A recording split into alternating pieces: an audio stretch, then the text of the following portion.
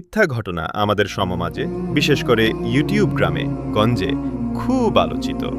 ঘটনার বিবরণ: রসুলুল্লাহ সাল্লাল্লাহু আলাইহি ওয়াসাল্লামের মেয়ে উম্মে কুলসুম রাদিয়াল্লাহু আনহা, যিনি হজরতে ওসমান রাদিয়াল্লাহু আনহুয়ের স্ত্রী ছিলেন।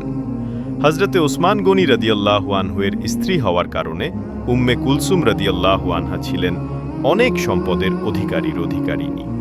অপরদিকে রসুলুল্লাহ সাল্লাল্লাহু আলাইহি ওয়াসাল্লামের অপর কন্যা, তার কলিজার টুকরা হজরতে ফাতিমা রাদিয়াল্লাহু আনহা ছিলেন অত্যন্ত গরিব। তার স্বামী হজরত আলী রাদিয়াল্লাহু আনহু ছিলেন সম্বলহীন। উম্মে কুলসুম রাদিয়াল্লাহু আনহা মদিনার মহিলাদেরকে দাওয়াত করেছিলেন, কিন্তু আপন বোন ফাতিমাকে দাওয়াত করেননি। কারণ ফাতিমা রাদিয়াল্লাহু আনহা গরিব হওয়ায় তার উপযুক্ত এমন কোনো পোশাক ছিল না যা পরিধান করে এত বড় দাওয়াতের মজলিসে তিনি হাজির হতে পারেন।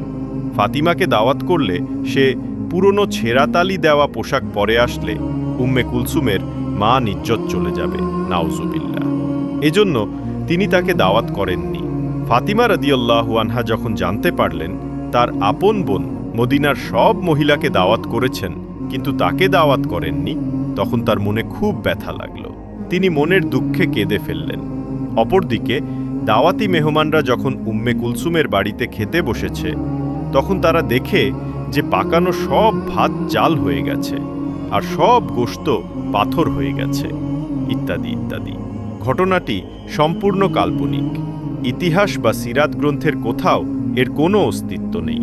উপরন্তু এ বানানো ঘটনার দ্বারা নবী করিম সাল্লাল্লাহু আলাইহি ওয়াসাল্লামের প্রিয় কন্যা বিশিষ্ট সাহাবিয়া হজরত উম্মে কুলসুমের উপর একটি মিথ্যা অপবাদ ও কালিমা লেপন করা হয়, যা নিঃসন্দেহে গোনাহে কবিরা। যারা এগুলো প্রচার করে, শুনে ও বিশ্বাস করে, তারা সবাই এ কবিরা গুনাহে লিপ্ত। যদি কেউ মিথ্যা গল্প প্রচার করে, আল্লাহ তা দেখবেন এবং সেই মিথ্যা প্রচারকারীকে জবাবদিহি করতে হবে।